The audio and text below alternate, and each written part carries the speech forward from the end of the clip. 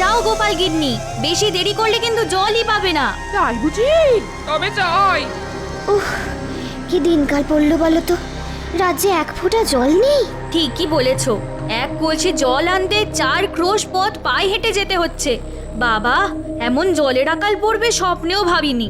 চলো চলো, কথা না বাড়িয়ে পা বাড়াও, বাড়ি গিয়ে রান্না চাপাতে হবে তো। আমাদের তো নাওয়া খাওয়া সব মাথায় উঠেছে, জল ছাড়া জীবন চলে নাকি?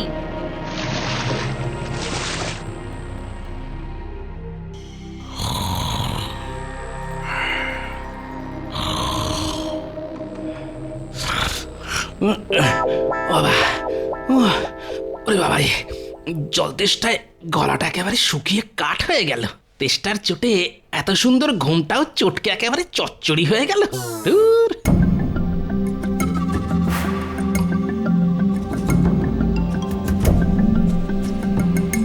দেখি,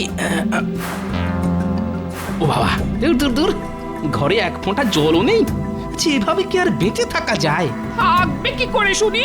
কত করে বললাম যাও গিয়ে এক কলসি জল নিয়ে এসো, কিন্তু কে কার কথা শোনে? ওই তো তুমি জল নিয়ে এসেছো। দাও তো কিনে, দাও দাও দাও। আরে আরে সাবধানে, পড়ে যাবে যে। ও প্রাণটা একেবারে জড়িয়ে গেল।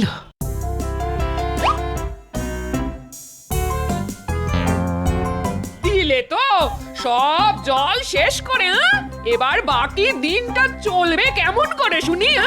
রাঁধবো কি দিয়ে আর খাবো কি? দূর, জল তেষ্টার সময় এত কিছু মাথায় থাকে নাকি? ওই দেখো, পেটে জল পড়তে না পড়তেই খিদেতে পেটের ভিতরে ইঁদুরগুলো যেন ডাকতে শুরু করে দিল। এই মানুষটার খালি খাওয়া আর ঘুম, তার বাইরে কিচ্ছুটি চেনে না। সারাদিন খাই খাই খাই খাই করে আমাকে একেবারে পাগল করে দিলে গো। দাও তো গিন্নি, একটু ছাতু মেখে দাও। হ্যাঁ, আজ ছাতু মাখা খেয়ে রাজসভায় যাব। সংসারে এখনো মেলা কাজ পড়ে আছে আমার, আমি পারবো না তোমার জন্য ছাতু মাখতে। ভগবান দুটো হাত দিয়েছে যখন, তখন হাত দুটোকে একটু কাজে লাগাও না।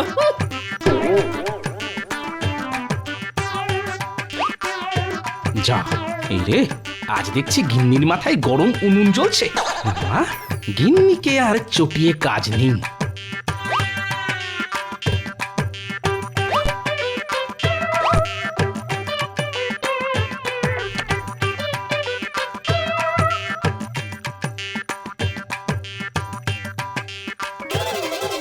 যা, জল ছাড়া ছাতু মাখবো কি করে?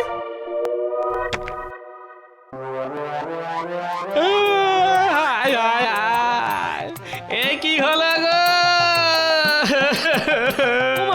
আমার মানুষটা কাঁদছে কেন? কোনো আপদ বিপদ হলো না তো? যাই তো গিয়ে দেখে আসি।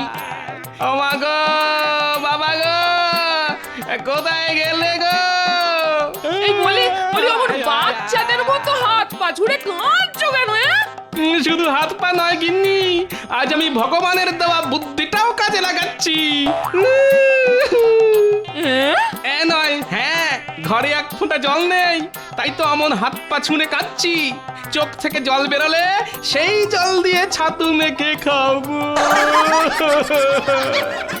ও মা গো, বাবা গো, হায় হায়, এ তুমি কার সঙ্গে আমাকে সংসার করতে পাঠালে গো ভগবান? হায় হায় হায় হায়।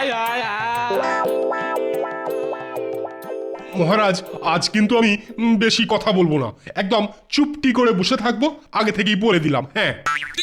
কেন কেন সেনাপতি, তোমার বুঝি গলা ব্যথা? না মহারাজ, গলা আমার একদম ঠিকই আছে, সমস্যাটা হলো জল নিয়ে। বেশি কথা বললে আমার আবার জল তেষ্টা পায়। মহারাজ, রাজ্যে রাজ্যে জলের সমস্যা দিনকে দিন বাড়ছে। জল আনতে রাজ্যের প্রজারা ওই 4 ক্রোশ পথ হেঁটে রাজ্যের শেষ প্রান্তে যে হাত শুকনো জলাশয়টা আছে সেখানে যেতে হচ্ছে। হ্যাঁ মহারাজ, জলের অভাবে আমার বাড়িতে রান্না বান্না সব শিখে উঠেছে। মহারাজ, আসার সময় দেখে এলাম চাষের জমিতে ফাটল ধরেছে, ধান গাছগুলো সব শুয়ে পড়েছে। এইভাবে চলতে থাকলে চাষবাস মাথায় উঠবে, রাজকোষ পুরো ফাঁকা মাঠ হয়ে যাবে। তখন নবাব বাহাদুরকে খাজনা দেবেন কি করে? বিপদ বিপদ, এ তো মহা বিপদে পড়া গেল দেখছি। বিপদ বলে বিপদ, জলের অভাবে আজ আমাকে আধ ভেজা ছাতু খেয়ে রাজসভায় আসতে হলো যে। আধ ভেজা ছাতু? লোকে জলের অভাবে মরছে আর তুমি ছাতু ভিজিয়ে জল নষ্ট করছো গোপাল। আগে আমি নিজের ভাগের জল দিয়েই ছাতু ভিজিয়েছি মন্ত্রী মশাই। নিজের ভাগের জল মানে? এই, কি কি কি বলতে চাইছো গোপাল, একটু খুলে বলো তো। তবে শুনুন মহারাজ, আমি ছাতু ভেজানোর জন্য জল না পেয়ে হাত পা ছুঁড়ে কাঁদতে শুরু করলাম। কাঁদার ফলে আমার চোখ দিয়ে সামান্য জল বেরিয়ে এলো, আর আমি আমার চোখের জল দিয়ে ছাতু মেখে খেয়ে নিলাম।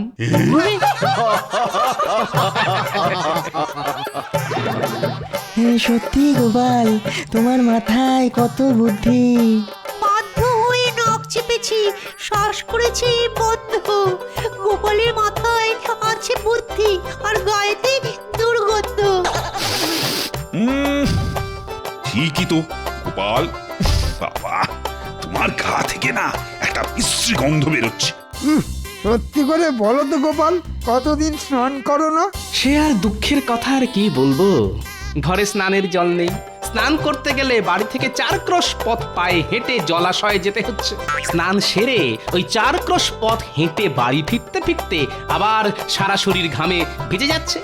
তাই ঠিক করেছি, যতদিন না জলের কষ্ট মিটবে ততদিন আমি স্নান করব না। ছি ছি ছি ছি, এতদিন জানতাম তুমি কিপ্টে, এখন দেখছি শুধু কিপ্টে না, তার পাশাপাশি কুড়েও। না না না না, এবার কিছু একটা করতেই হচ্ছে, এইভাবে তো আর চলতে পারে না।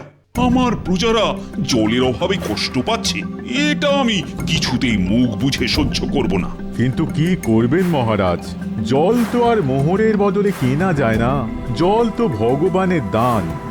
বর্ষা আসতেও এখনো অনেক দেরি। ততদিন কিভাবে এই জলের কষ্ট মেটাবেন মহারাজ? মহারাজ, আপনি যদি আমাকে একটা সুযোগ দেন আর সঙ্গে 100 মোহর দেন, তাহলে আমি একটা চেষ্টা করে দেখতে পারি। তাই নাকি মন্ত্রী? তা তুমি কি করবে শুনি? রাজ্যের শেষ প্রান্তে যে জলাশয়টা আছে সেখান থেকে সব জল তুলে রাজবাড়ির কুয়োতে নিয়ে আসবো মহারাজ, আর তারপর সেখান থেকে মেপে মেপে জল দেব রাজ্যের সব প্রজাদের। এর ফলে জলের অপচয় কিছুটা বন্ধ হবে, আর প্রজাদের 4 ক্রোশ পথ পায়ে হেঁটে জল আনতে যেতেও হবে না।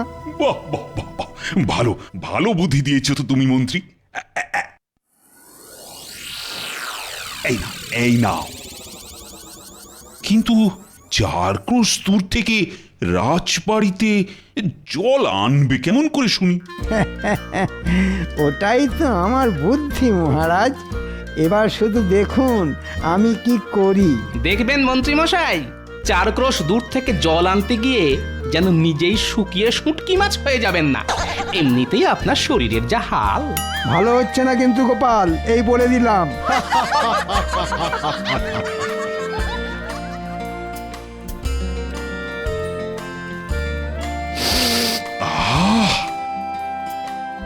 বেশ সুন্দর গন্ধ বেরিয়েছে দেখছি। আজ কি রান্না করেছে রানী? আজ তোমার পছন্দের আলু পোস্ত, মাছের ঝোল আর খাসির মাংস রান্না করেছি। বাবা বাবা বাবা, দাও দাও, আর দেরি করো না, আমি যে আর অপেক্ষা করতে পারছি না।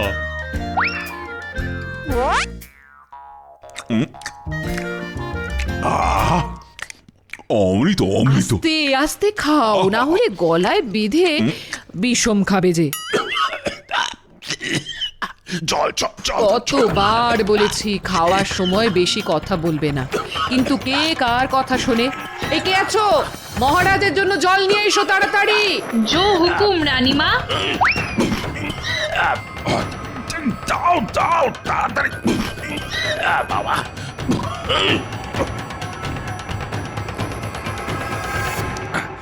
কি মাত্র এইটুকু জল, এতে যে আমার অর্ধেক গলাও ভিজলো না। আগে রন্ধনশালায় আর এইটুকুই জল বেঁচেছিল মহারাজ, সে কি?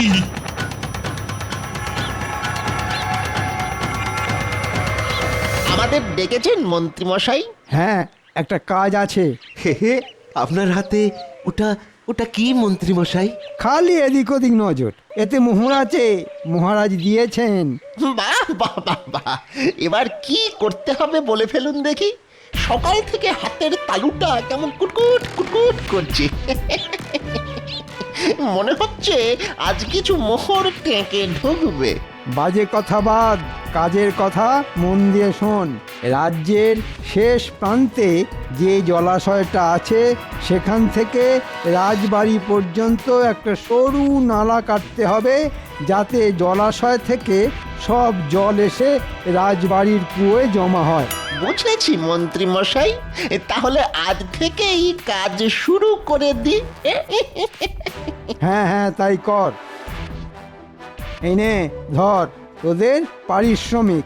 এখন চটপট কাজ শুরু করে দে তো। এবার এই বাকিটা ঢুকবে আমার ট্যাঁকে। পাওয়া যায়, একেই বলে সুযোগের সৎ ব্যবহার।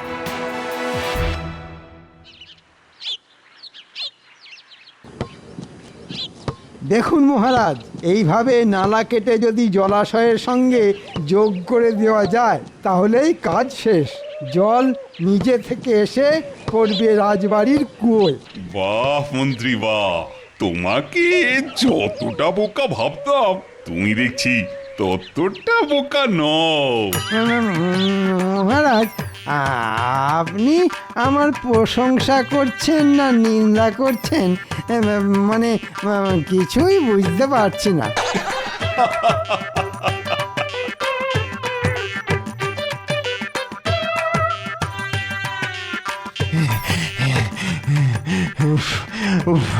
আর পাচ্ছি না, আর পাচ্ছি না রে ঘটা। একে একে চড়া রোদ, তার উপর ওই হাতের কাছে জলও নেই। তেষ্টায় গলা বুক একেবারে ফেটে যাচ্ছে। দরকার নেই মোহরের, চল পালিয়ে যাই।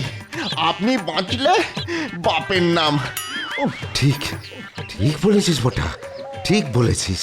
না হলে আমাদের এই রোদে এই পটল তুলতে হবে। হ্যাঁ, ঠিক বলেছিস।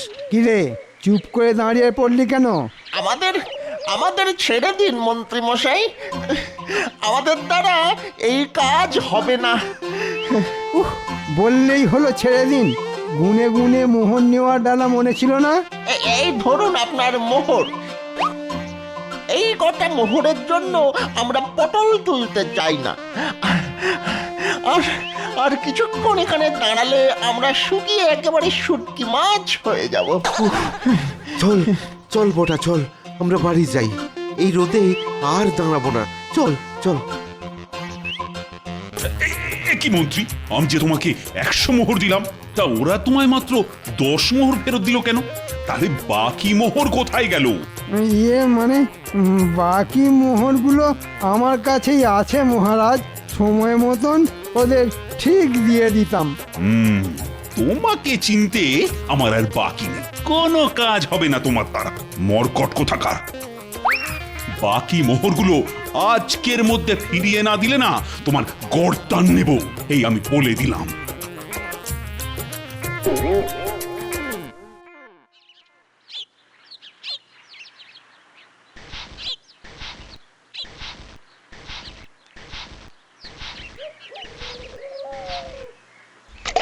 মা গো মা, এ কি করছো? জল মেপে খরচা করছি গো গিন্নি। মুখ ধুয়ে জলটা বাইরে না ফেলে এই পাত্রের মধ্যেই ফেলছি। এই সকাল সকাল এত ছ্যা ছ্যা করো না তো। এমনিতেই জলের যে অভাব, তার মধ্যে শুধু মুখ ধোয়ার জন্য জল নষ্ট করা মানে বোকামি, বুঝলে? তা বলি, ওই এঁটো জল কোন কাজে লাগবে শুনি? লাগবে লাগবে লাগবে, অনেক কাজে লাগবে। প্রথমে এই এঁটো জলটা দিয়ে মাথায় যে কটা চুল আছে সেগুলো ভেজাবো। তারপর কিছুটা জল দিয়ে ছাতু মেখে খাবো। বাকিটা দিয়ে খেয়ে উঠে আবার মুখ ধোবো। তারপরেও যদি পাত্রে জল পড়ে থাকে তবে সেটা চাপা দিয়ে রেখে দেবো আগামীকাল সকালের জন্য, বুঝলে? হ্যাঁ। আমার নাম হলো গিয়ে গোপাল ভাঁড়। কিভাবে মেপে মেপে খরচা করতে হয় সেটা আমার থেকে ভালো আর কেউ জানে না।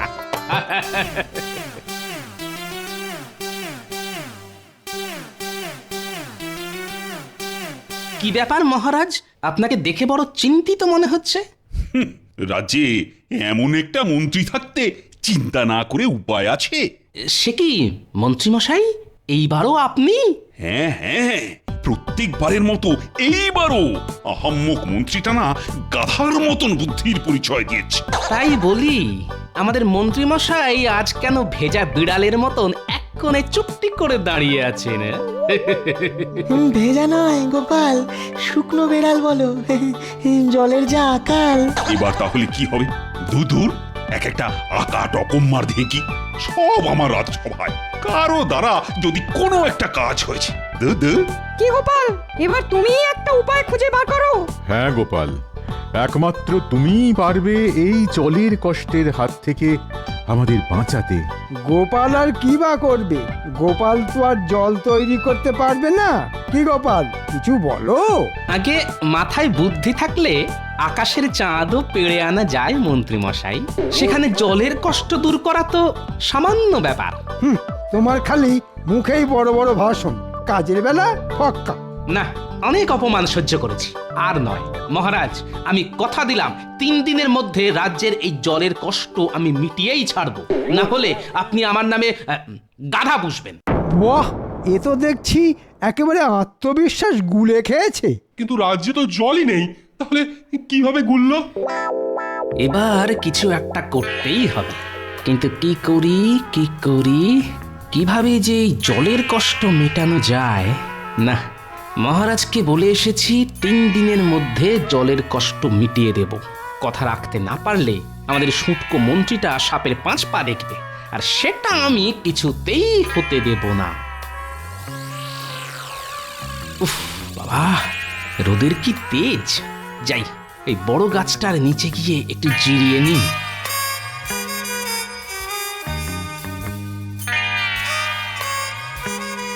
হে, আশেপাশের সব চারা গাছগুলো প্রায় শুকিয়ে আধমরা হয়ে গেছে দেখছি। কেবল এই বড় গাছগুলো ঠিক আগের মতোই আছে, যেন বড় গাছগুলোর জলের অভাব মালুমই হচ্ছে না। কিন্তু এমন কেন? বিজ্ঞান, এর উত্তর দিতে পারবে একমাত্র বিজ্ঞান।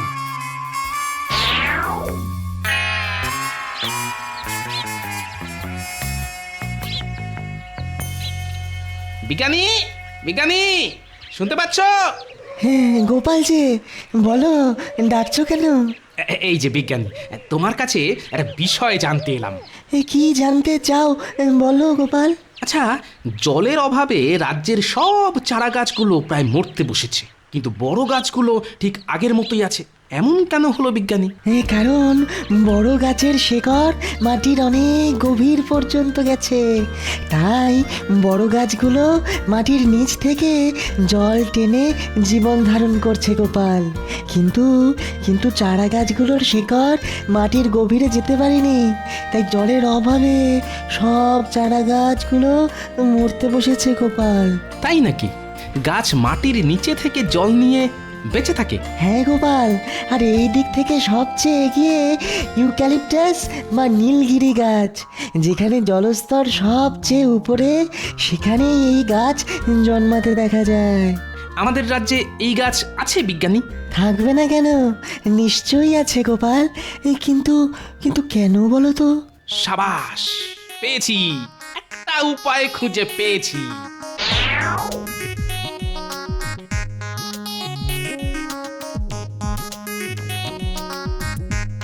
ভালো করে খুঁজো বিজ্ঞানী, খোঁজ পেলেই আমাকে ডাকবে।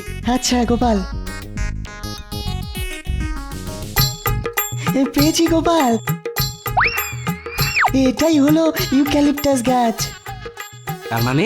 তার মানে এই জায়গায় মাটির নিচে ভালো জলের স্তর আছে। ঠিক বলেছ গোপাল, এই গাছ বেঁচে থাকার জন্যে মাটি থেকে প্রচুর জল সংগ্রহ করে।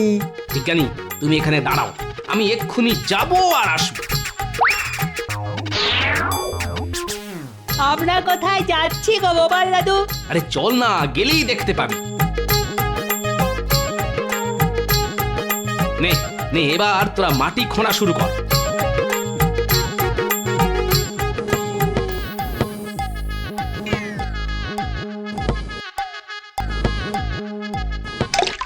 এই তো এই তো, যেটা ভেবেছিলাম সেটাই হয়েছে। কি মজা কি মজা, মাটির নিচে জল পাওয়া গেছে। বিজ্ঞানী, তুমি গিয়ে মহারাজকে ডেকে নিয়ে এসো তাড়াতাড়ি। হ্যাঁ হ্যাঁ, এক্ষুনি যাচ্ছি গোপাল। তাড়াতাড়ি চলুন মহারাজ, গোপাল আপনার জন্য অপেক্ষা করছে। আরে যাচ্ছি যাচ্ছি, কিন্তু কি এমন জিনিস দেখাবে বলো তো গোপাল? যত সব ন্যাকামো। ন্যাকামো নয়, বুদ্ধি, গোপালের বুদ্ধি।